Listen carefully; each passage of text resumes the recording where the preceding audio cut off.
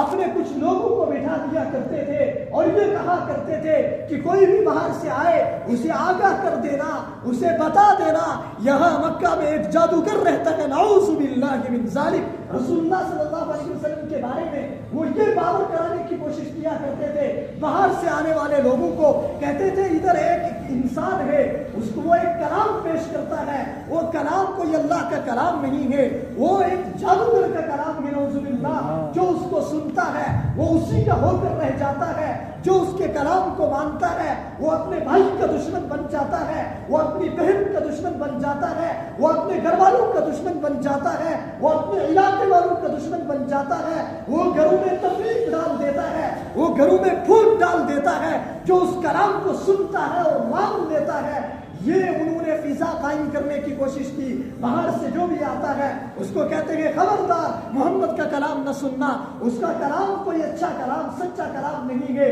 ہوا قول الشاعر، ہوا قول کاہن، ہوا قول الساحر۔ وہ ایک نعوذ باللہ کاہن کا کلام ہے، وہ ایک شاعر کا کلام ہے، وہ ایک ساحر کا کلام ہے۔ یہ کہا مکہ والوں نے۔ اللہ کی نعمتیں تھی، اس کی قدردانی تو یہ ہونی چاہیے تھی کہ اللہ کے نبی کی لبیک دعوت پر لبیک کہتے، مگر نہیں کہا، انکار کرتے چلے گئے۔ حتیٰ کہ حضرت طفیل بن عمر دوسی رضی اللہ تعالیٰ عنہ کا واقعہ مشہور و معروف ہے، آپ نے پڑھا ہوگا، سنا ہوگا۔ وہ جب باہر سے آئے حج کے موسم میں، جب وہ آئے ان کو اتنا ڈرایا باہر کہ نہیں خبردار وہاں جا کر وہ کلام نہ سننا، اس کلام کی طرف کام نہ لگانا، ورنہ تمہارے گھر میں پھوٹ پڑ جائے گی، تمہارے گھروں کے اندر اختلافات کھڑے ہو جائیں گے۔ حضرت طفیل رضی اللہ تعالیٰ عنہ فرماتے ہیں میں اتنا گھبرایا، میں نے سوچا اللہ جانے کیا مسئلہ کھڑا ہو جائے گا، میں نے اپنے کانوں میں روئی ٹھونس لی۔ یہ طفیل بن عمر دوسی اپنے قبیلے کے سردار تھے، وہاں سے آئے، کہہ رہے کانوں کے اندر میں نے روئی ڈال لی تاکہ وہ کلام میرے کانوں سے ٹکرائے نہ، تاکہ وہ آواز نہ میرے کانوں کے اندر پڑے۔ اس لیے میں آیا جب اور آ کے میں طواف کر رہا ہوں، میں دیکھ رہا ہوں ایک چہرہ ہے، بڑا حسین و جمیل چہرہ ہے، بڑا خوبصورت چہرہ ہے، وہ پکار کے کچھ کہہ رہے ہیں، کوئی سننے کے لیے تیار نہیں ہے، ہر کوئی سن کر نظر انداز کر دیتا ہے اور چلا جاتا ہے۔ میں نے جب اس چہرے کو دیکھا، میرے دل نے یہ گواہی دی، یہ لیس ھذا الوجہ بوجہ کاذب، یہ کسی جھوٹے کا چہرہ ہو نہیں سکتا ہے۔ میرے دل نے یہ گواہی دی اور ساتھ میں مجھے یہ خیال آیا مجھے ایسا نہیں کرنا چاہیے، آخر میں ایک عقل مند انسان ہوں، آخر میں سمجھنے والا، سمجھ بوجھ رکھنے والا آدمی ہوں، میں کیوں اپنے کانوں کو بند کروں؟ میں یہ روئی نکالتا ہوں، میں ذرا سنوں تو صحیح وہ کہتے کیا ہے، اگر اچھا ہوا، سچا کلام ہوا تو پہچان ہو جائے گی، اور اگر جھوٹا کلام ہوا تب بھی پہچان ہو جائے گی۔ انہوں نے وہ روئی نکال لی اپنے کانوں سے۔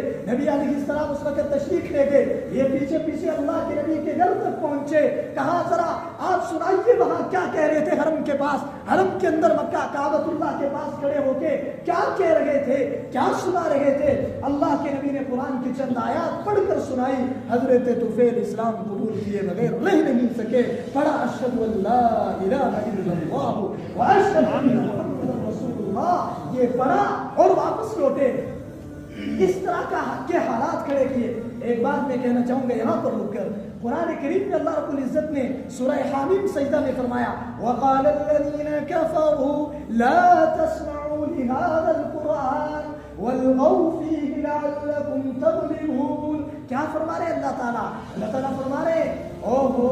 ایک زمانہ وہ تھا، حالات وہ تھے، میرے محبوب صلی اللہ علیہ وسلم کھڑے ہو کر قرآن سنانا چاہتے ہیں، کوئی سننے کو تیار نہیں ہو رہا ہے۔ اللہ کے نبی قرآن پڑھ رہے ہیں اور کیا کہہ رہے ہیں وہاں کے انکار کرنے والے لوگ؟ وہ کہہ رہے ہیں وَالْغَوْا فِيهِ، شور مچاؤ، اس کی بات کو سنو مت، تم شور مچاؤ گے تو تم ہی غالب آ جاؤ گے۔ کیا حالات تھے وہ؟ امام الانبیاء کھڑے ہیں اور کھڑے ہو کر پکار کے کہہ رہے ہیں کوئی سننے والا نہیں ہے۔ میرے ایمانی بھائیوں، آج جب ہم کہیں جاتے ہیں، کسی علاقے کے اندر جاتے ہیں، کسی محلے کے اندر جاتے ہیں، کسی شہر میں جاتے ہیں، وہاں ماحول بنا ہوتا ہے، وہاں ساتھی انتظار میں ہوتے ہیں، وہاں ساتھیوں نے محنت کر رکھی ہوتی ہے، سب جڑے ہوتے ہیں، انتظار کر رہے ہوتے ہیں، کوئی آئے گا اور آ کر سنائے گا، کوئی اللہ کا قرآن ہمیں آ کر بتائے گا، وہ منتظر ہوتے ہیں، اور پھر بھی ہم جا کر سنانے کو تیار نہیں ہوتے ہیں،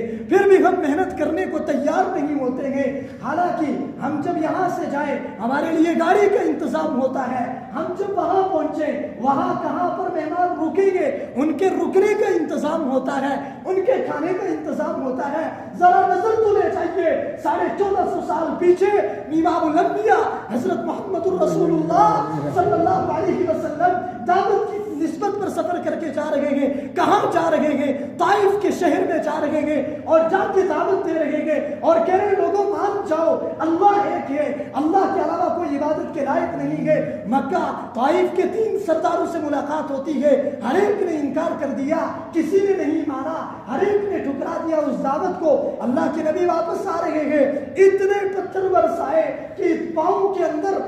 زخم ہو گئے، آپ کے رانے مبارک پر زخم ہوئے، اتنا خون بہہ گیا کہ جوتے خون سے بھر گئے۔ اور اس رات میں جب اللہ کے محبوب واپس تشریف لائے ہیں اور رات کو آ کر ام ہانی رضی اللہ تعالیٰ عنہ کے یہاں رکے، وہاں جب آ کر بیٹھے ہیں، اس وقت رات کو جب لیٹنے لگے ان زخموں میں درد ہونے لگا، ان میں تکلیف ہونے لگی، تو اس وقت اللہ کے محبوب کی زبان سے یہ نکلا، کاش میری امی زندہ ہوتی جو آج میرے سر پر شفقت کا ہاتھ رکھتی، کاش میرے والد صاحب زندہ ہوتے جو کہتے بیٹا گھبرانے کی ضرورت نہیں ہے، میں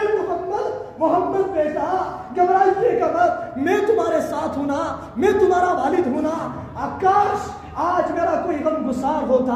آج میرا کوئی غم گسار کوئی ساتھی ہوتا،